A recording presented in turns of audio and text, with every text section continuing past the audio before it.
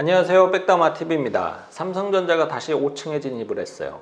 왜 이렇게 주가가 약세로 계속 가는지 이유를 살펴보는 게 사실 무슨 의미가 있겠냐마는, 일단은 그래도 좀 살펴보면 최근에는 이 엔비디아와 그리고 이 마이크론의 영향이 좀 컸습니다. 이 두 회사가 사실 무슨 일이 있었던 건 아니에요. 앞으로 이 반도체 업황이 좀 부진할 것 같다라는 이런 가이던스를 내놓은 게 이 주가 약세의 원인이 되었습니다.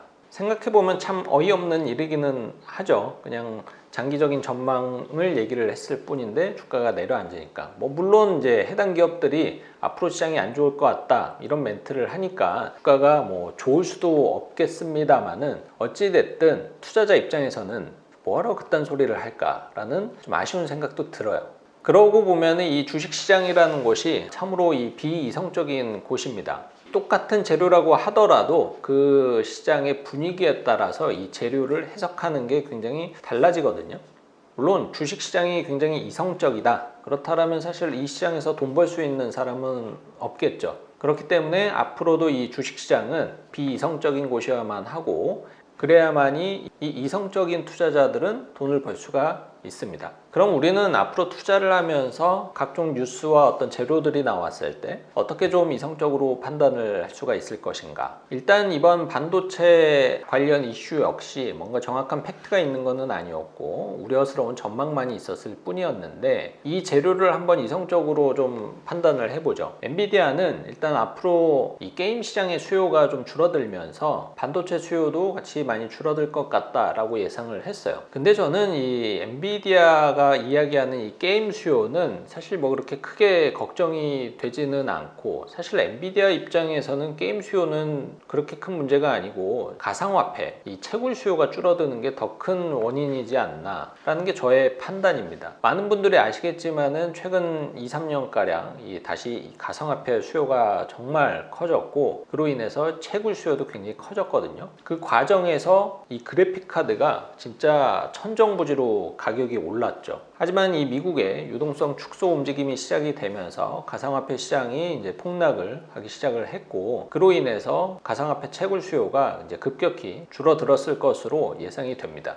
그래서 저는 이 게임 수요가 부진할 것 같아서 앞으로 반도체 시장이 어려울 것 같다라는 이 엔비디아의 향후 가이던스가 그다지 그렇게 신뢰가 가지는 않아요. 한번 곰곰이 생각을 해보면 과연 반도체가 이 수요가 줄어들기는 할까라는 생각을 좀 해보는데, 지금까지 과연 이 반도체 수요가 줄었던 적이 한 번이라도 있었나? 라고 생각을 해보면 거의 그랬던 적은 없는 것 같거든요. 일시적으로 반도체 이 생산량이 좀 공급 과잉이 돼가지고 이 반도체 가격의 약세는 흔하게 있었던 일이지만, 수요가 줄었다라고 할 만한 그런 이슈는 사실 아무리 생각을 해봐도 없습니다. 왜냐면은 과거에는 주로 이 반도체 수요가 PC, 노트북 이 정도에서 나왔다라면은 그 이후에 스마트폰, 카메라, 콘솔 게임, 그리고 또 최근에는 스마트워치 이런 것들도 굉장히 수요가 많아지면서 반도체 수요도 계속 올라갈 수밖에 없는 그런 환경에 놓여 있죠. 뿐만 아니라 또 최근에는 그냥 세탁기라든지 냉장고만 사더라도 다 클라우딩으로 연결이 돼가지고 서로 네트워크가 필요한 시대이기 때문에 이 가전 시장에 있어서도 반도체가 필요한 시대거든요. 조금 더 멀리 내다봐도 전기차 수요는 앞으로 더 많아질 거고, 그로 인한 반도체 수요도 더 많아질 거고, 더 길게 내다보면은 또 가장 이슈라고 할 수 있는 게 로봇 시장 아니겠습니까?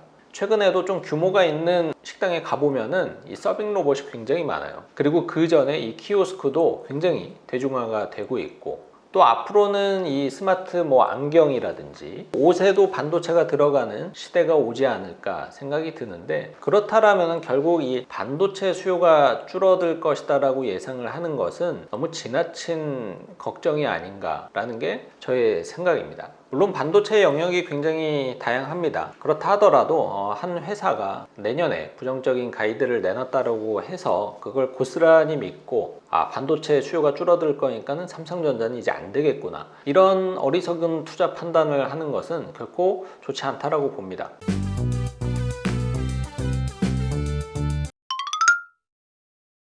삼성전자의 주가가 6만 원이라고 하더라도 굉장히 저평가된 상태거든요. 그래서 6만 원대에도 충분히 매수할 만한 가치가 있다라고 생각이 드는데, 이게 5만 원이라는 것은 이거는 생각할 필요가 없이 그냥 무조건 매수를 해야 된다라는 시그널이다라고 저는 투자 판단을 하고 있습니다. 이건 마치 나이키의 이 에어맥스 운동화 20만 원짜리가 아울렛에서 갑자기 10만 원에 파는 것과 다를 바 없는 상황이다라고 생각이 드는데, 물론 개인적으로는 에어맥스가 20만 원일 때도 많이 샀기 때문에 현금이 별로 없다라는 그런 치명적인 문제점이 있죠. 하지만 여유자금이 있는 분들이라면은 저는 이 가격대에는 마음 편히 투자할 수 있는 그런 가격이 아닌가라는 게 저의 생각입니다. 그래서 최근에는 이제 아이들 꼬셔가지고 이제 너네들 받은 용돈 그거 모은 거 이때다, 이제 정말 아빠 말을 믿고 삼성전자를 사야 된다 라고 해서 좀 꼬시고 있는 중입니다.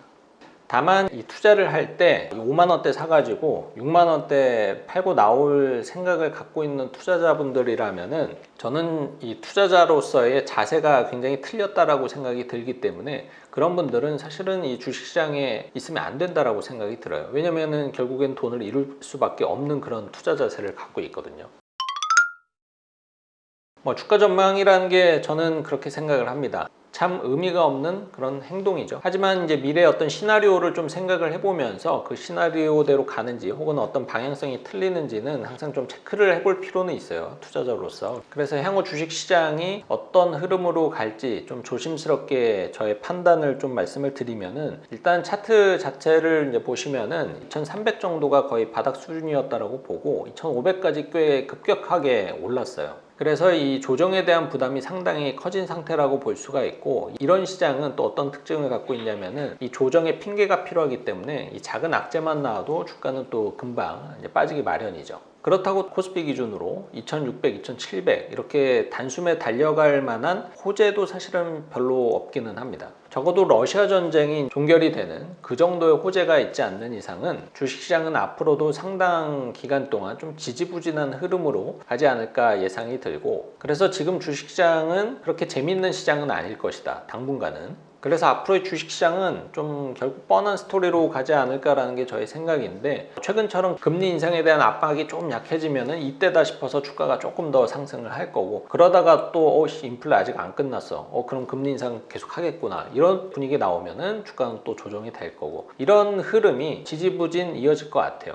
그래서 긴 호흡으로 투자하는 장기 투자자들 입장에서는 지금 상황에 이 주식시장 굉장히 매수하기에는 좋은 타이밍이다라고 오늘도 말씀을 드리고, 그리고 과거에도 수차례 말씀을 드리고 있습니다. 자, 오늘은 삼성전자에 대해서 이야기를 좀 나눠봤는데요. 투자를 하면서 절대 하지 말아야 될 행동이 있다는 거 아십니까? 바닥이든 천장이든 맞추려고 하지 마세요.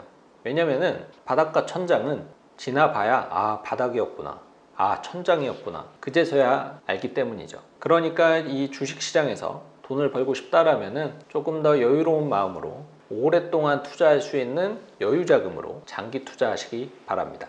오늘 내용은 여기서 마무리하도록 하겠습니다. 오늘 내용 도움 되셨으면 좋아요와 구독 눌러주세요.